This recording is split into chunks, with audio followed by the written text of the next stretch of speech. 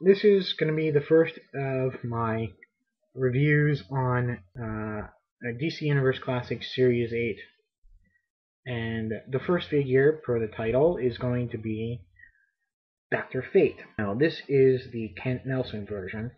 There's another version, that is the Hector Hall version. I'm going to do something a little bit different this time. I'm going to start with the figure and then go into the backstory. So if you want to stick around for the backstory, you can.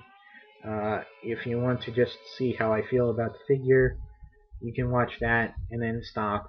Not listen to my boring ramblings about the esoteric origins of the figure character. So he comes with this great little, or not so little, Ankh shield, and Ankh, of course, being the Egyptian symbol for life, and that just slips right onto his hand, his splayed open hand, very securely, and as you can see, is nicely made of translucent plastic. This was a great idea.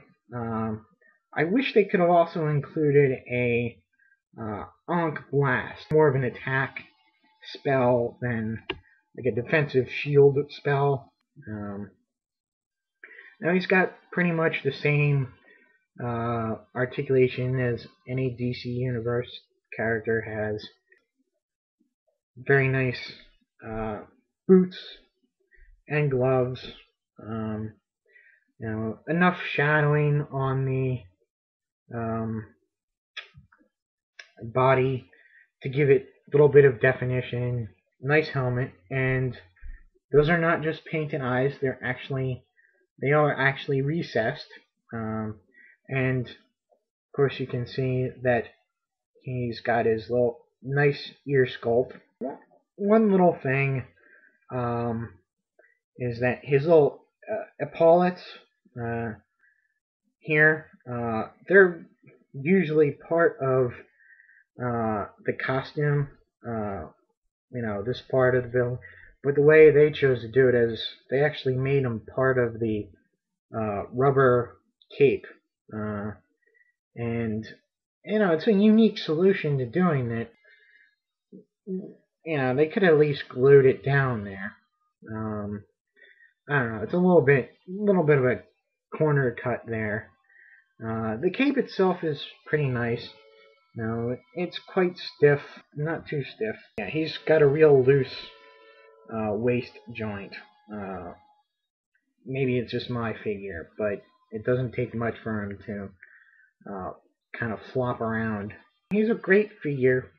This is a strange wave because there's not a lot of really well-known characters outside of comics. And there are a lot of fan favorite characters. Maybe Dr. Fate, but I would say most people would know Hawkgirl, and that's really it. Maybe Giganta. But out of the figures, he's really one of the must-haves for me. I'm a big JSA fan. I did want to get the Hector Hall version, but he is mucho dinero online. I could not find him anywhere in stores. That's the figure.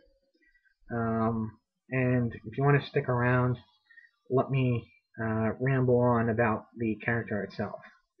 Now, Dr. Fate, Kent Nelson, first appears in More Fun Comics number 55 in 1940. And he's the son of an archaeologist, Sven Nelson, who's working on a dig on the tomb of Nabu. Unfortunately, he dies in the tomb. Nabu was a great sorcerer, and his spirit still is around haunting his tomb, and he sees this, and he takes kind of pity on the boy and says, I'm going to train you in magic and basically raise you. Now he goes back to the U.S., signing up home in Salem, Massachusetts, because where else is a sorcerer going to go? he joins the JSA.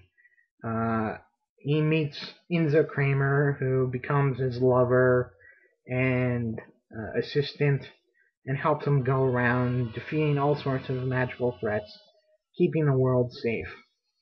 However, there's a disturbing problem pops up when Nabu begins to taking over his body, actually possessing him. For a while, he stops using the helmet and comes up with his own little half helmet, which greatly reduces his powers, but he's still able to fly and has great strength and can magically zap people. He does marry Inza at one point, and he actually begins wearing the full Fate helmet.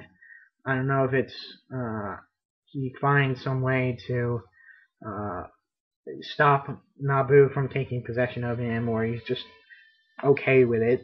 The magic that he's used to keep both him and Inza young begins to fade, and eventually die of old age. But their spirits enter into the amulet.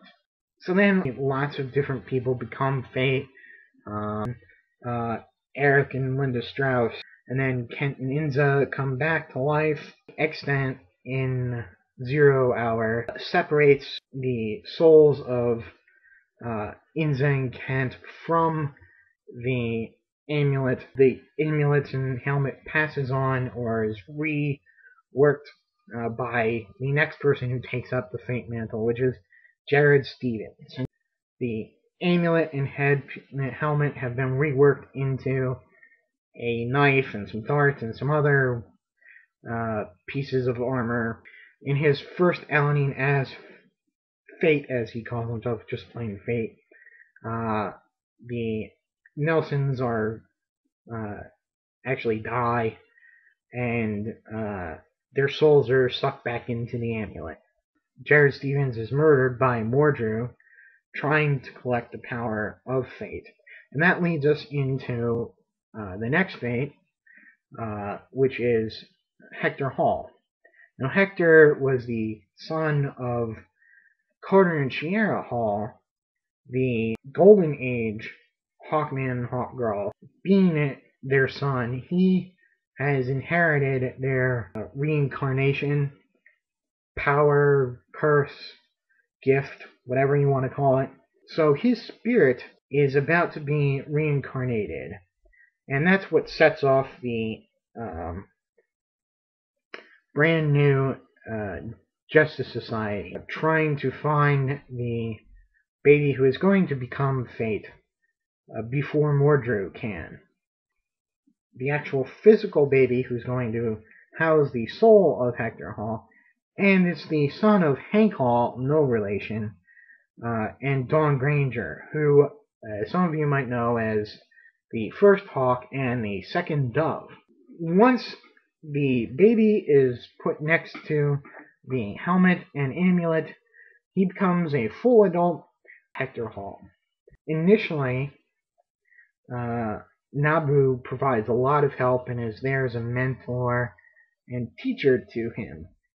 But then he runs into the same problems as Kent Nelson, where he starts to take control over his body and possess it. Before they can resolve that, the Spectre goes on his rampage to get rid of all magic, which is, he is led to believe, is the source of all evil.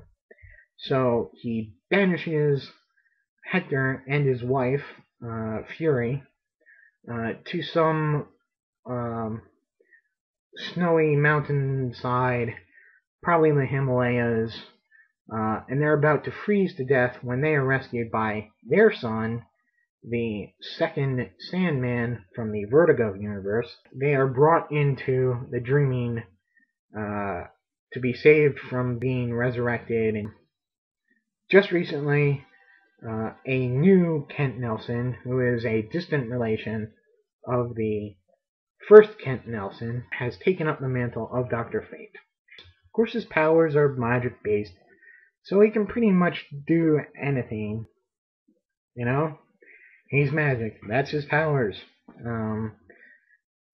So, That's it. Until my next review.